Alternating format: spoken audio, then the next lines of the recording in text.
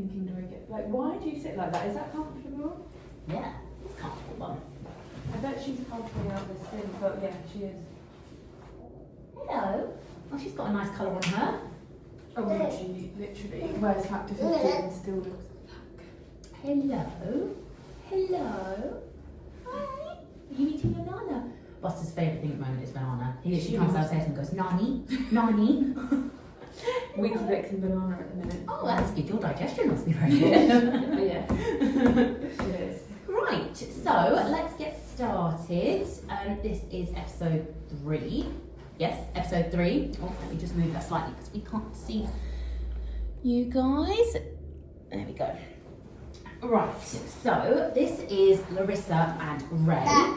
Yes. Hello. Raye. Is that you? Yeah.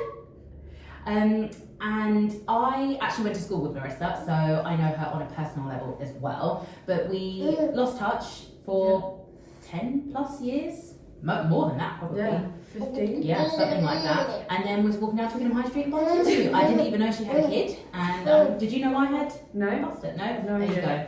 go. So now obviously I've got 2 and she's got little Raye. But yeah, I'll hand over to you, do some introductions, just say who you are, who Raye is, how old she is, a little bit about you. Yes, so I am Larissa, I'm 30, and I have Raye, who is 15 months, and she was actually 3 months premature. So I was 28 weeks pregnant when I had her, but she's thriving now, as you can see. Yeah, thriving. You wouldn't know, would you? No. I mean, do you feel like you obviously know that she was born at 28 weeks, so have there been things over the duration that have indicated to you that she's a little bit behind, or do you feel like she just sort of... No, so with all of our appointments, she's always been on track. So when we went to our 12-month one, they literally said to us she is like a 14-month-old. Brilliant. So I've never worried about her. I think boys tend to do worse than, well, not worse, but not as quick as girls. They say they're more lazy. Yeah, so, no, 100%. Buster is literally like that, so yeah, definitely. But she doesn't. She's got one more check. Yeah, I'm just gonna let it go. She's got one more check, I think, this month, and then that's it. And then she's just still there until she's 5. Oh, okay. I don't have anything in there, darling. So she'll try and get in the basket. What have I got in here? Raye, look. I don't think I have any toys in here, sweetheart. Raye, here, look. Come here. Hey, look at it, if you like. The baby's asleep, Raye. Look at this. Ooh. Wow. Should we go over and see Mummy? Can she walk? She will try. Oh, no, you can't. You're so close. You're so close. Hey. Edit this little bit out. Come on then. Oh, your nanny's on the floor. Raye, That was excellent walking. you can play in our buggy, look. Play in our one. I'm controlled by her now, if you can't tell. But believe me, I'm the same. I am the same. It's quite a tricky age, I feel, because they don't quite understand that they want to get in everything, but they don't know. And she gets so excited, like if she can do something, she's like, I can do it. I'm like, okay. But just let her explore, let her do it, as long as it's safe, and then you can just... Yeah, I mean, nothing. There's not much in here, I don't No, know, apart no. from like sharp corners, but apart from that... She's fine. Okay, so then tell me about the lead up to your birth. How are you feeling? Did you have any preferences? Obviously, she was born at 28 weeks, so I imagine by that point, did you have a sort of idea of what you wanted, or had you not even really thought that far yet? I didn't mind, but I think deep down I wanted a girl because just more like you do think about dressing them up and like doing like mini days. Really? Yeah, I didn't want a girl. I wanted a boy. Did you? I don't know. It's just that I didn't like boys' clothes every time I went to the shop. Yeah, that's true. And then Matalan do good stuff, but apart from that, I just didn't find anything I really liked for her. So clothes were a big one for you. Yeah, and I don't know. It was just having a little girl to me would have just like. I always thought about dressing her up and stuff. Yeah. And then I had a really good pregnancy. Like my hair was glowing. I didn't have to wash it for like 2 weeks at a time. It was amazing. My skin was glowing. I just felt really, really good throughout my whole That's pregnancy. really odd because I've heard that if you have a girl, it can be the opposite because they're like draining your beauty out of you. And I felt so good. I got so many compliments all the time. Yeah. I had a tiny little bun. I just loved it. I really she never really, so I never really felt her kick. I think she started the little odd kick literally of the week I had her. So I didn't feel much movement until... I think that's normal actually, isn't it? Because when, like in the 20s, that's when you're supposed to start feeling them. So I literally would be, I'd have a bath, but obviously not a hot one, but have a bath and then I'd feel her then. But it was literally like, I didn't feel any of that. So I still get a little bit triggered by looking at people like full-term pregnant because I just missed that whole 3rd trimester. I didn't get it.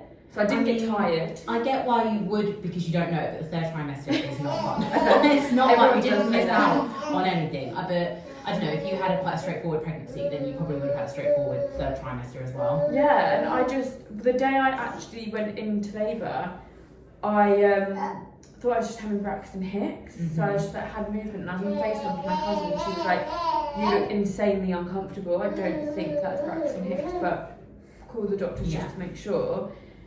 And they actually told me to not worry about it, take paracetamol and go in the next day. And actually the way I had her was because someone else had a baby. I went to pick them up and I was like, I'm having these pains. They was like, you look really uncomfortable. I think you should just go into our day unit. And I was at a completely different hospital to mine. Where were you having it? So I was meant to have her at Kingston and I was in Chelsea.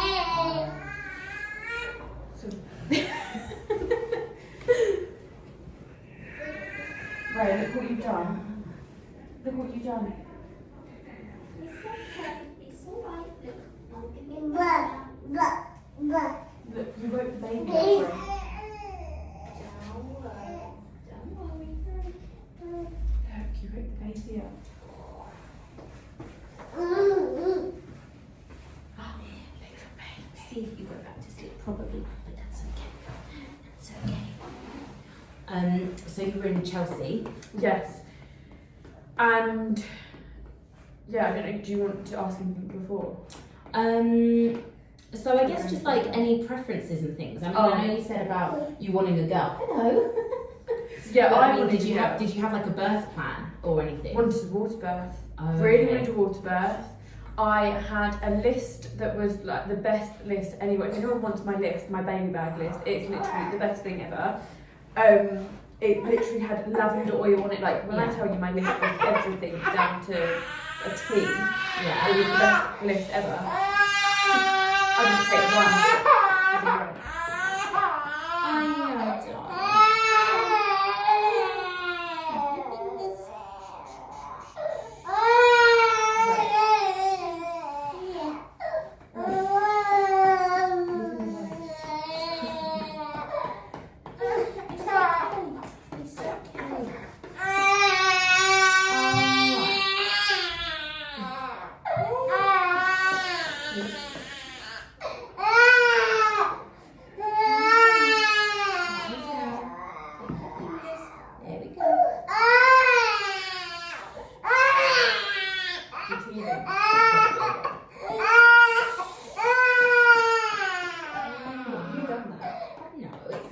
He would have worked out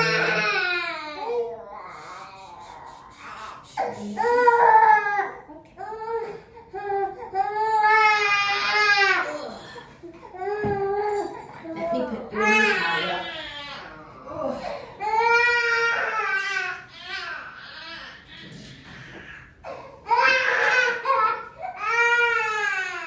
She's so concerned.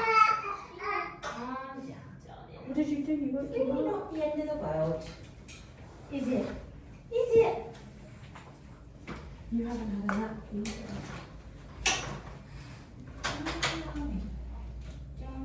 What? It's okay.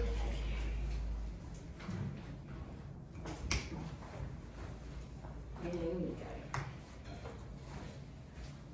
Oh, that's really nice. Get you in. I can't really sit down in this, so You can lift him up a little bit and then let's see if we'll go back to sleep. Probably not. Right. Oh, lucky girl, eating those.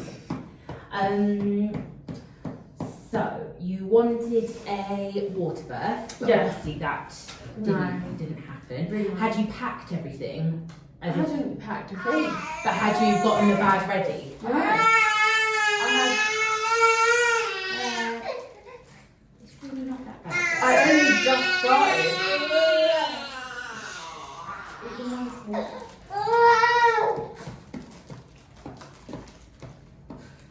She's so cute. Okay.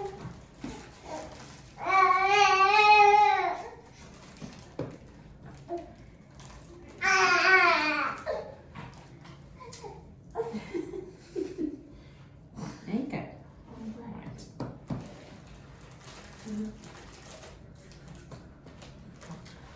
So, had you packed your bag? No. So I only just started washing the clothes. So the clothes had just started being washed, and my flat was just being repainted and decorated that the day I went into labour.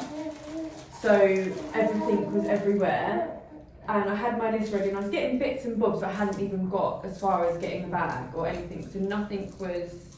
I just didn't expect it at all. I was having my midwife appointment. She was like, at one point they did say she was measuring big, but then they use tape, so I don't even know how they can do that. So I went into the hospital, got checked. They said no, like she's measuring fine, like fine. I know that her dad's family all wanted a little girl, so I kind of that helped. My mum wanted a girl, like we all kind of were wanting a girl, but no one really said it. But yeah, I think it was. I wouldn't have minded having a boy, obviously. I can't imagine you with a boy now. No. Like now, like you have a girl, it makes total sense. Yeah, like she just. I don't know, and because we do everything together, she's just like. She's there. like a little mini you. Yeah, she is. Yeah. So then, what were your initial feelings then when you went into labour? So at least I guess you were in the right place, weren't Well, you? yeah, I was in the right place, but it was also 3 days before Christmas, so I was absolutely fuming. Yeah. She was due the 10th of March, which is like a lot, and it was Mother's Day, like when she was meant to be born. So I was like, this is perfect, like a Mother's Day baby, like my first one. Yeah.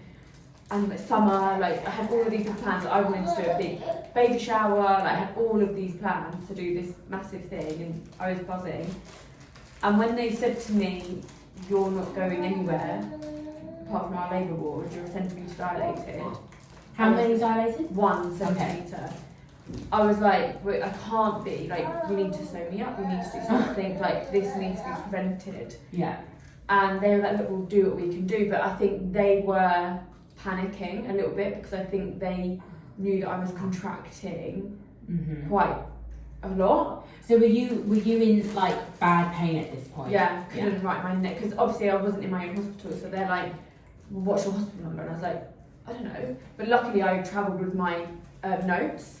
My notes. Oh, you had handheld notes? Yeah. So in Kingston, I got my midwife gave me a book with all of my stuff in. Right. So I just had that. And I just kept it in my car from appointments and stuff. So I just kept it in my car.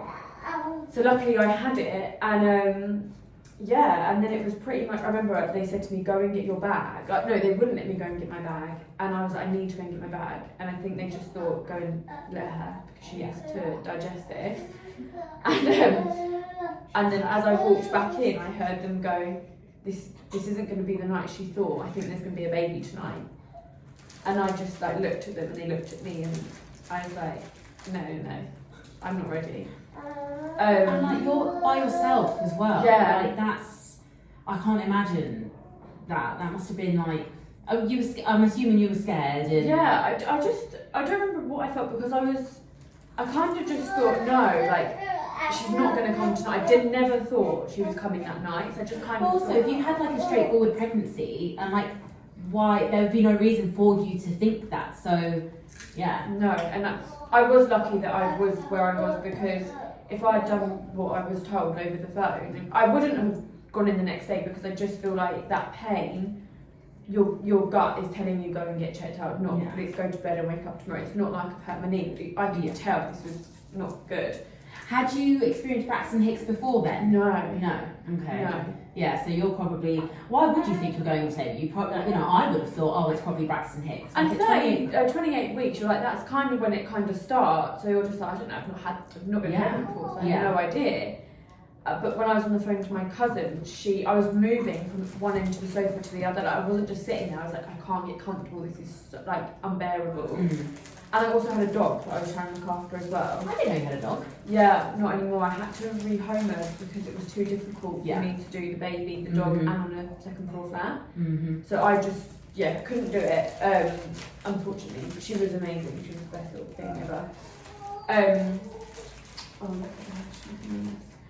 gosh. But yeah, so it was a mixture of feelings, because I was like, I hadn't really processed even how big she would be. Like, nothing had been processed in my head, so I was just a bit like, I don't think I even cried, because you know when you're in so much shock, you're just like, I just couldn't process anything. And obviously I called my family. My mum was like, I'll come, and everyone's like, we'll jump in the car now. And I kind of just said, no, I just want her dad here and me here, and I just want to deal with this, because I don't want everyone in the room and then it's going to make me feel worse.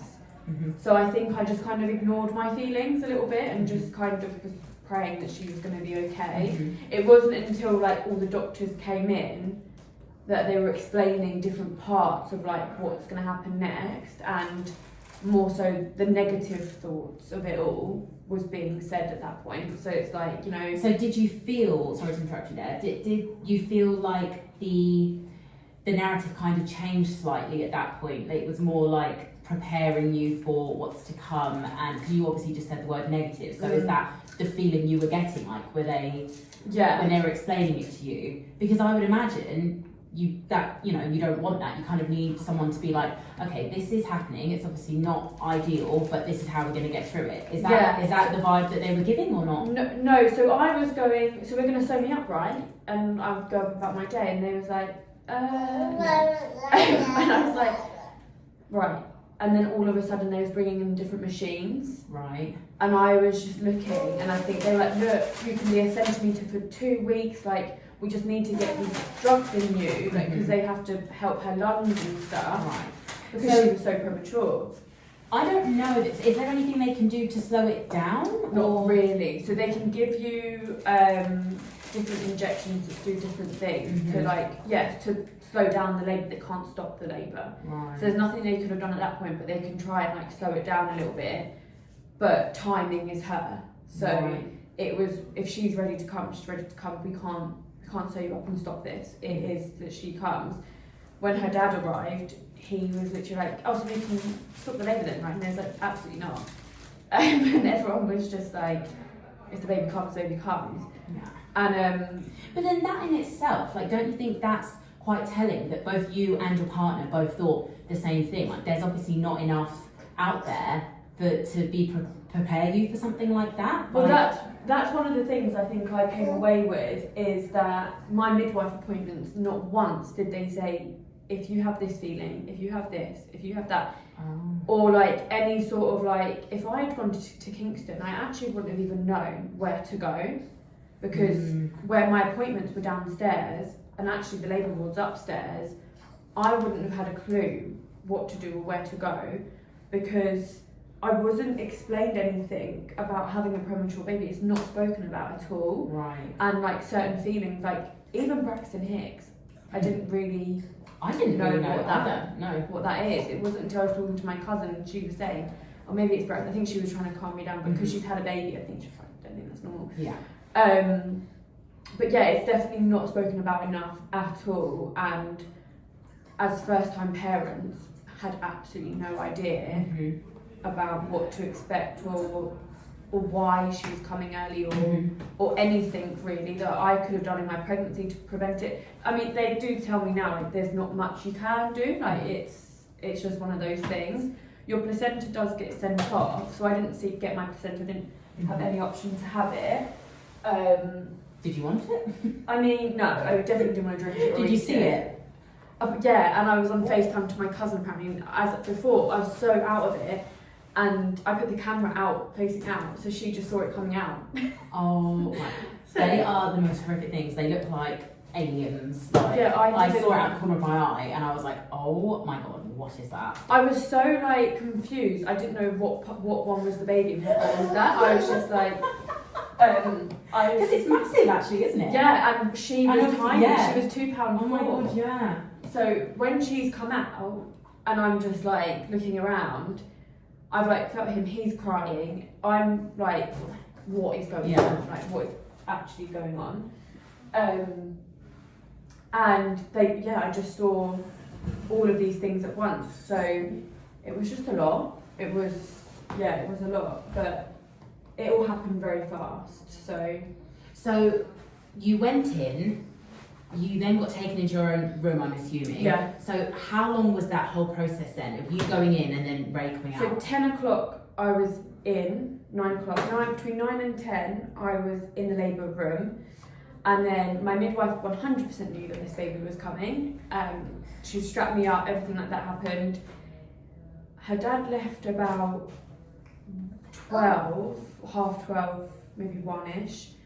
And then at 2:15 they started my labour, and at 4:15 she was born. So when you say started the labour, you were induced to... That's what they said. So basically what happened was, I thought it was fine. I was now 2 centimetres. Mm-hmm. Then, and had you had pain relief at that point? Yeah, so they've done the injections, they've done everything they needed to do, gave me the bassinet, couldn't work it to save my life, had no idea. I couldn't inhale it. So they were showing me how to do it, and I was doing it wrong. You just go. Did you have the one that goes over your face or the tube? The tube. Yeah. But I can't smoke, I've never vaped, I can't do anything like that. So when they've given me this thing and they're like, inhale it, I was like, I can't. And then they were showing me how, and then in the end they actually told her dad, show her how to do it, because I couldn't work it out. Yeah. And then I did it and I was like, oh my god, this is great. So it worked like once for me. And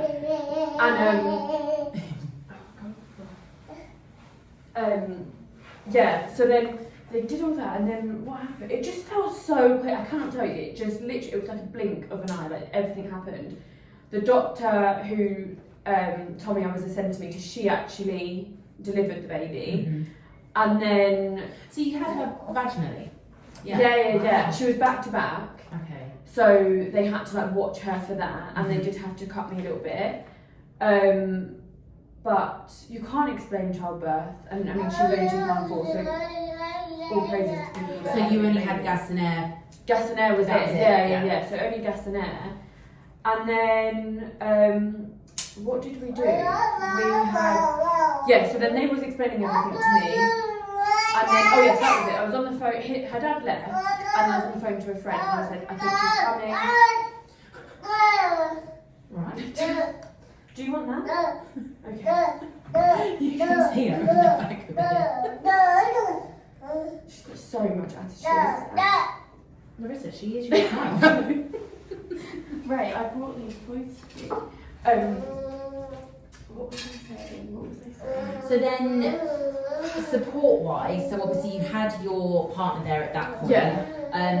Did you said obviously you had quite a lot of people in the room. So they were all doctors, nurses, and my midwife.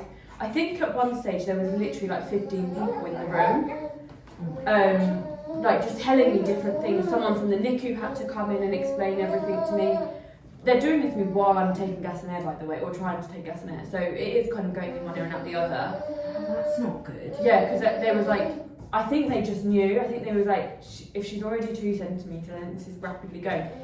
And then, I was still in shock, so I still wasn't really upset. So I was still I hadn't processed anything. To be fair with you, I don't think I processed anything until maybe now, like this far down the line, because it was just a lot. Because now it's the one I look back and I'm like, I didn't get that big pregnancy, and I didn't get this, and I didn't get that. So I think more now that I process it after everything, not during.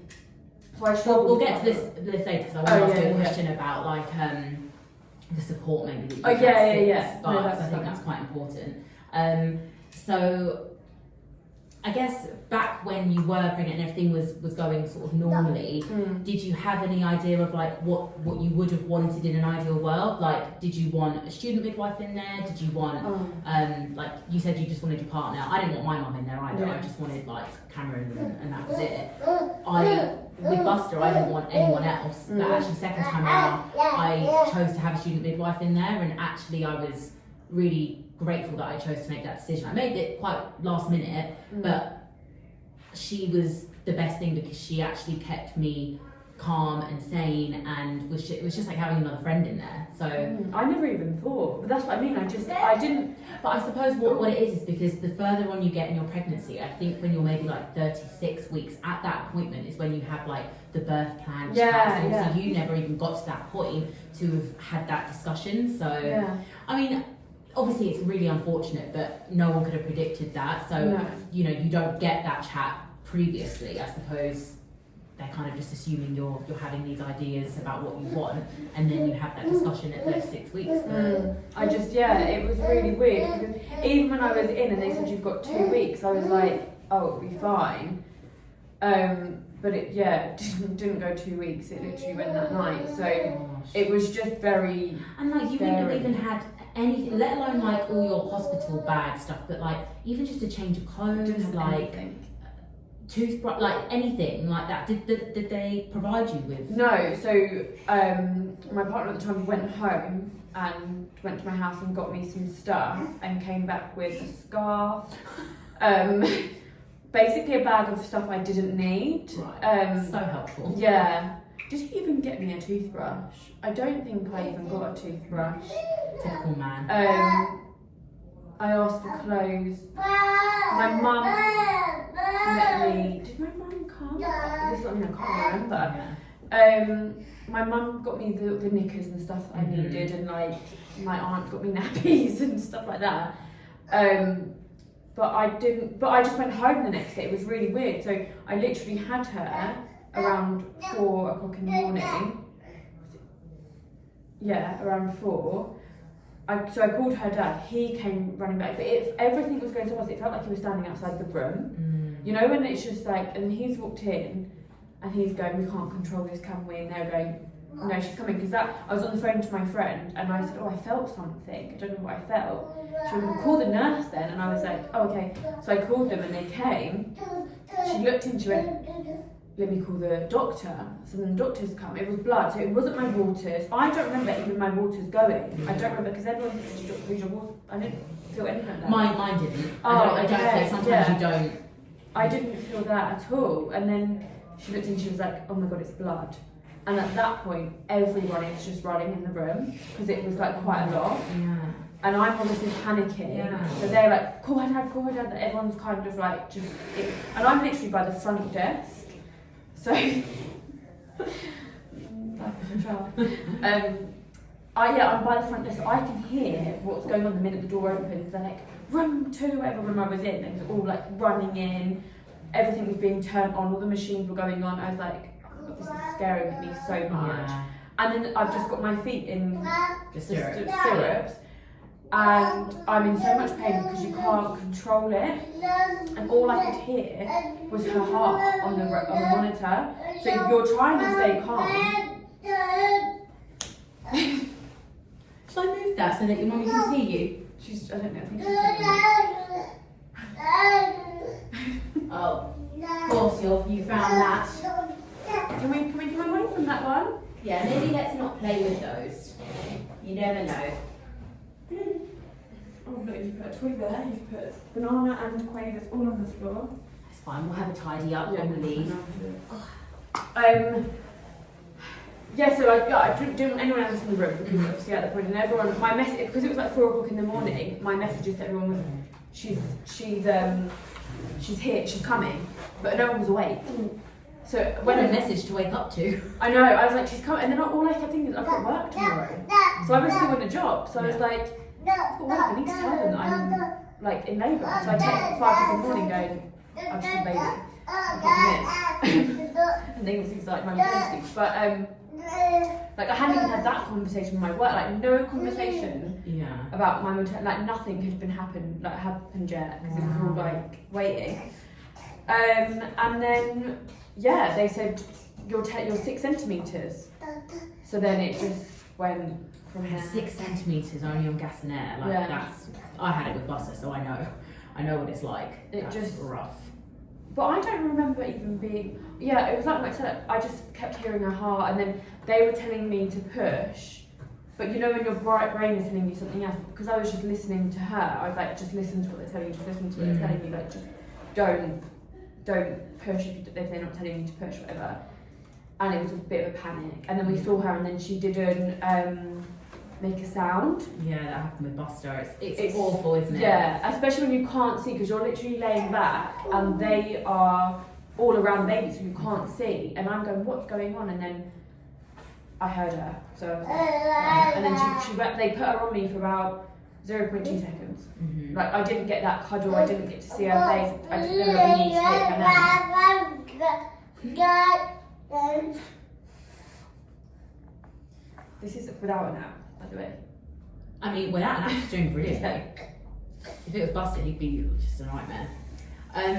So then, I suppose the question is, how did you feel immediately after giving birth, physically and emotionally? But I guess you just sort of touched on that, like. Yeah, I don't know. I was really sad. I started getting sad at that point because I was like, where is she? Like, I don't even know where the baby is. I didn't get a tour of the hospital to see like where she's gone. So no one sort of come over and explain what's happening.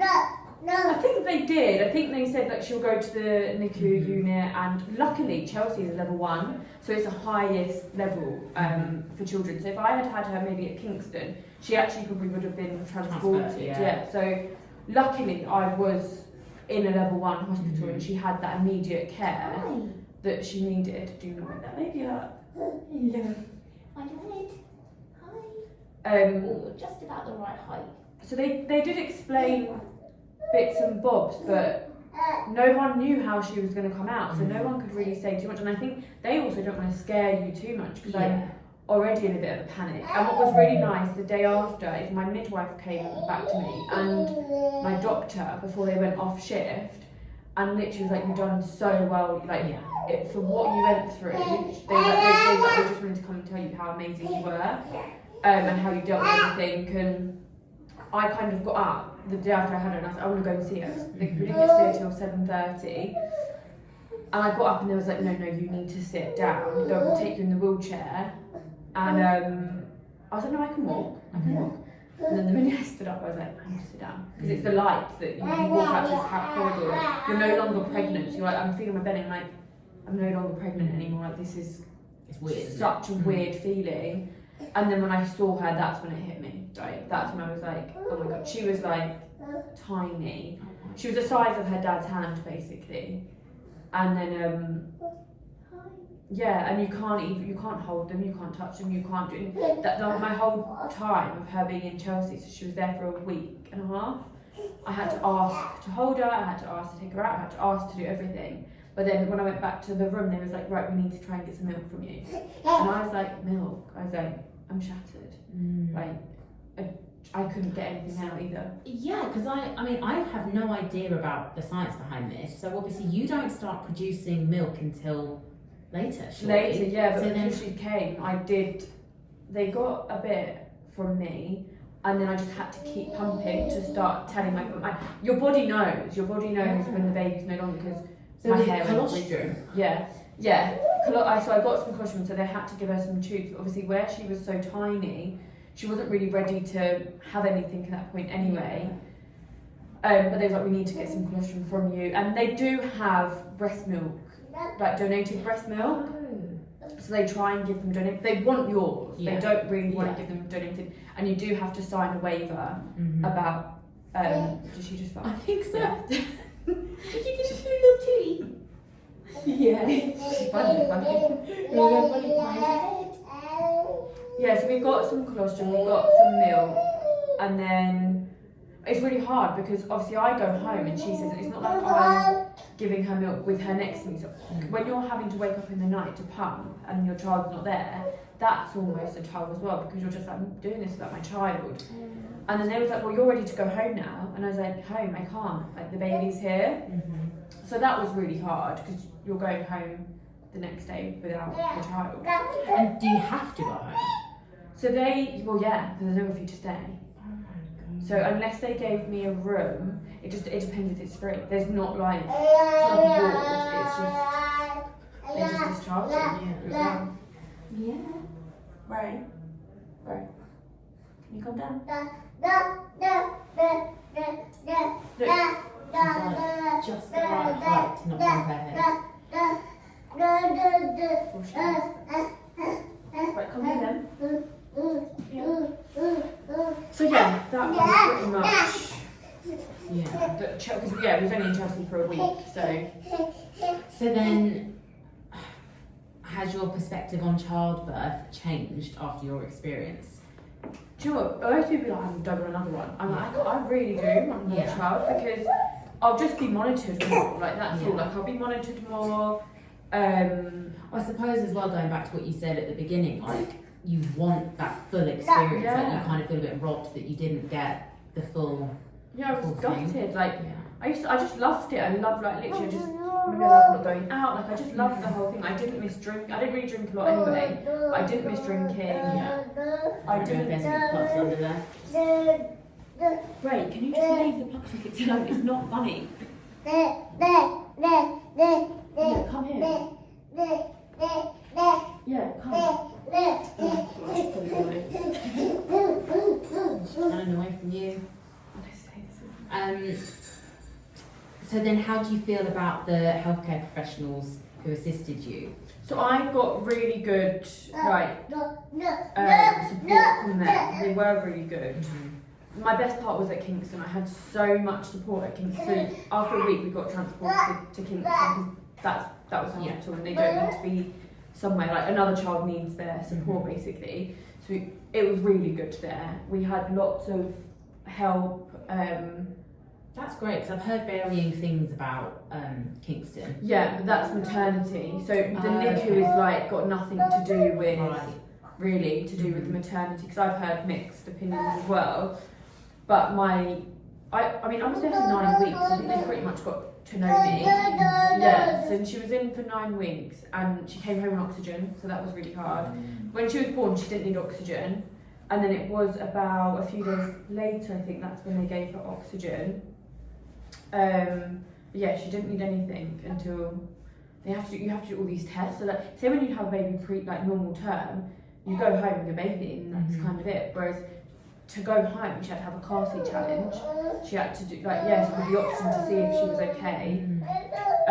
Without the oxygen, she had to have all of these things. It wasn't just like, right, she's at a good weight, because before I think it used to be weight and age, whereas now it's literally dependent on them if they're ready to go home. So she could have been ready at like term time, like 38 weeks, and could have gone home, but no, not her. So she was in there.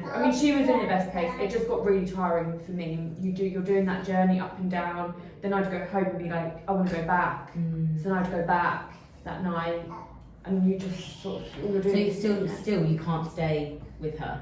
No, there's nowhere for them to stay, so you have to book a room, and they don't offer you the room until you're close to coming home.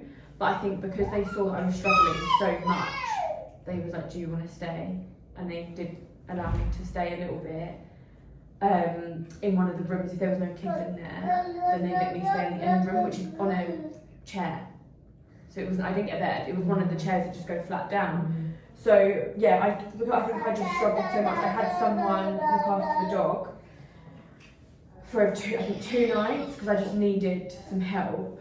And then that's when I went and stayed with the baby, because obviously I was going more back to the dog. And I was walking home in my pyjamas because I was just like, I'm so drained and out of it. I was walking around with the pumps in my bra because I was like, I just have to keep trying to get it. And then, yeah. So it was a journey. It was definitely a journey, but I don't know what I would have done differently at this point because there's not much you can do. I feel like it sounds like you're just kind of a bit on autopilot. You're just living day to day and just trying to get through, doing the best you can. And you never know. So you never know how they're going to do. So I could. Larissa, she's going to have her own little watch on today. That's absolutely fine, girl. Sing away. Honestly. So I would go in every day and you just go, right, so today, because they plan it, so they're like, right, she's really sucking. That was the first thing she done, she sucked her. All the doctors were like, oh my god, she's sucking, because they gave her these mini dummies, like, to really help her. And she was getting the hang of everything straight away. There was never really a concern with her. And they said, I think she's ready for a bottle. So we then tried the bottle, and she did a whole bottle. Like, they normally like to do half and stop, then half, like, in bits and bobs. But she drank the whole, she wouldn't have done the bottle. So it was like, she can do it. And then a few days later, she done, I think it was about 3 to 5 bottles between the day and the night. And then that night, she had a problem with her stomach. Right. So it was obviously too much for her, and it really tired her out. So when I went in the next day to see her, I went to wash my hands, turned around, she wasn't there. And I was like, where's the baby? And then we was just about to call you, she's not had a very good night. And you're just like, you don't know what to do with yourself, because you're like, she's gone back in. So basically in Kingston, you go up in rooms, and when you're ready to leave, you're in the last room. She had gone back down. So then that's just like, oh my god, because you're like, she was doing so well, she was going to, but now we're back to that point, and it puts you off like a week and a half. And I went in and she had all the things attached to her again, and I was just like, I can't do this. So I did have a few breakdowns. Yeah, I mean, that being one of them. No, I mean, that's just, I would be having breakdowns 24/7. And on top of that, you've got your hormones as well. Like, you know, you have your, what they call like the hormone crash, baby blues. You got my keys? Yes. That's why I should have them. So yeah, on top of that, you've got like everything you're dealing with. And then also like in your personal life, as you said, you've got the dog to worry about. Like it's not just mat leave, pay, finances, just everything. And you can't even sit there, because you're there all day and you're like, I'm going to sort all of this stuff out. But you're then sitting with the baby, so you don't want to sit on your phone. Because I'm like, trying to read her a book, because they say read the books, like do all of this stuff. So you're in a room that's got 6 other babies in there, monitors are going off left, right and centre, you're watching everyone else's child, like you don't help watch everything else that's going on. Then you've got your own child to sort out, and you know how they do, like they have a bottle every sort of 3 hours or however long it is. You've always got something to do, so you can't even sort out your personal life or do anything, because you're so, like your mind is just not with it. So I found it really hard to like organise my life. And then when there was like, she's getting ready to come home, I was like, oh my god, I've got so much to do. Because I haven't done anything at home. I'm struggling. Luckily my family was like, look, we'll do this, we'll do that. And I think the one thing I would say to anyone is, when they say, oh, what do you need? Is something for the mum. Because I think it's so, we can get clothes all the time, but like, I wish someone just got me like a massage or something, just to like calm me a little bit, like to soothe me, or I kind of just wish, like food, you need, like I was stuck on, and I'm sick to death of these sandwiches in the hospital. So the sandwiches, banana and water, like that's everything, that's all I ate. And sometimes you don't even want to eat, because you're just, again, you're not with it. So it was a lot to deal with, and it just felt like it dragged so much. And then I did do a massive welcome to the world while she was on oxygen. Why not? You deserve it. Yeah. Like, not just for Raye, but like you deserve it. It's like a celebration of you, of what you've gone through. Like, I just can't. I mean, obviously I've had 2 normal pregnancies and, you know, not had to deal with anything like that. But even normal pregnancy, it's hard, it's exhausting. So I can't even imagine what you went through. Like, it just sounds... So it's weird, because even sometimes I look back and I go, I can't believe I actually went through all of that. Like, it's crazy what you're capable of doing. When you just think, I can't do this anymore, like your strength's gone, like everything's gone. It's like, you do get through, you're just like, another day is another day. Just again. Yeah, put that in it. I don't think so, because I don't want you to get electrocuted. Can I have that? Look, what about if I do that? Okay, so I'm not going to take it, let me just put it down and then... Why don't you come over here? So, look, let me put it down. There we go. You can have them now. She's going to press the button and it's going to come out, isn't it? Okay, you eat it. Not very clean, but what can you do?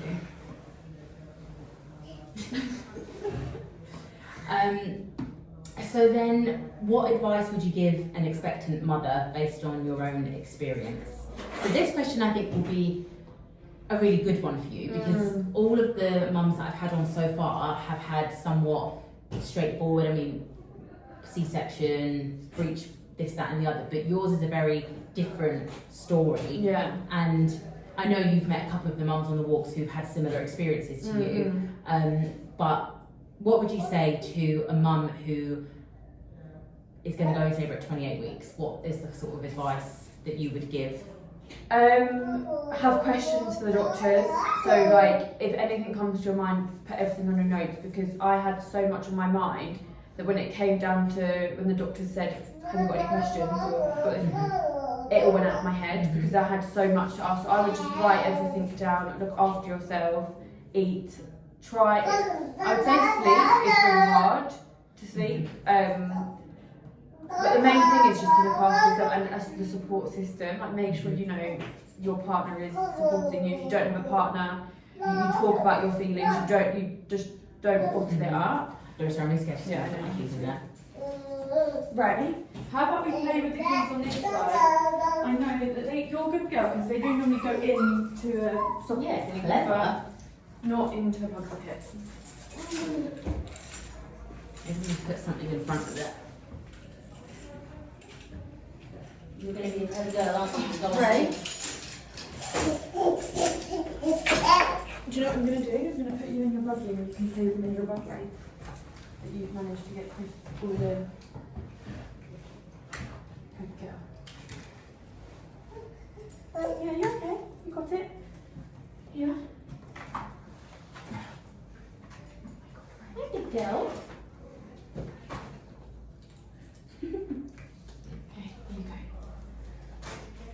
You've got all the rest out the packet on the floor now.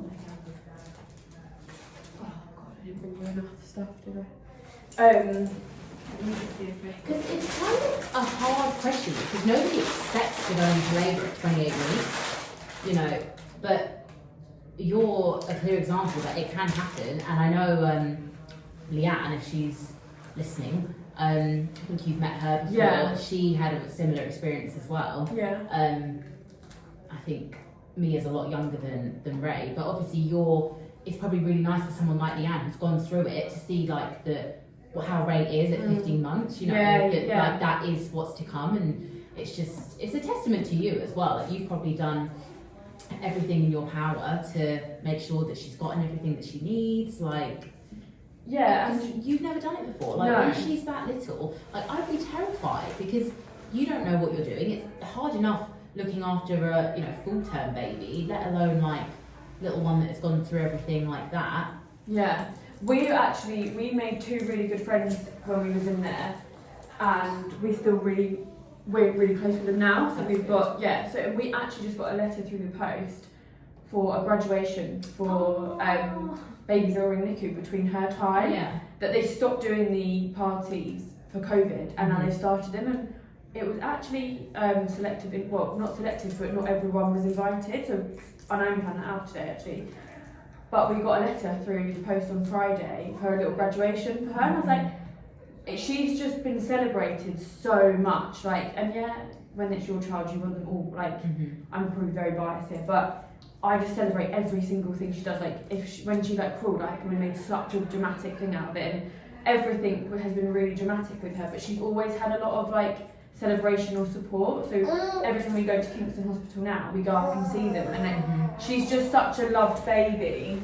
Not that, you know, they're not all, but you just feel that like a bit extra special a little bit because she just gets so much attention. But rightly so, because, you know, she's done so well. Yeah, no, so well. I mean, like, you'd never know. Like, when I met you that time randomly, I never would have known your story because she just is exactly how I would think of 15 months old baby. Yeah. She's close to walking, as you just said. Yeah, She's like really close to walking. she's just, and what's lovely is that she's really independent. She can play independently. She's just an easy. I think as much as our birth part was really hard, and that first like 2 months of her life was really, really hard, it's been such a nice like part of it now. So that's really good. Yeah, That's really we've good had to know. we've had a good. I just try and do everything with her, and I think it just changes your perspective on life. Like my maternity, I didn't really enjoy my maternity up until September, and it was ending in December. So when it came back to going back to work, I just said, you know, I'm not ready. I'm just not ready to go back, and my hours wouldn't have worked anyway. So I just said I'm just going to spend some more time with her, and I think that's what's precious about it as well. You just that time that was taken away from me where she was in hospital for 2 months. Kind of just want to make it back now. Yeah. So that's the main thing. But yeah, I would just talk to people like your story, whether you've been like had a premature baby at her age or less of a time. It's so important just to wanting to keep reminding yourself that kids can be 13. You'll never forget about it. You'll never forget about her. And I always still celebrate the 10th of March. Any extra days, I'm like, yeah. Well, I think that probably wraps it up, to be honest. Well, thank you so much for coming, Larissa. Okay. And thank you, Raye, for taking part. Star of the show. Right.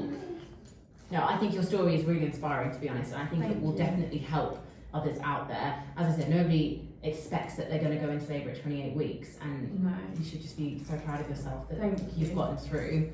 And look what you've created. Everyone's meant to have their own journey. This was just ours, so it's fine, and we're getting on. And I enjoy it now. Good. We'll see. Okay. Well, thank you so much. That's okay.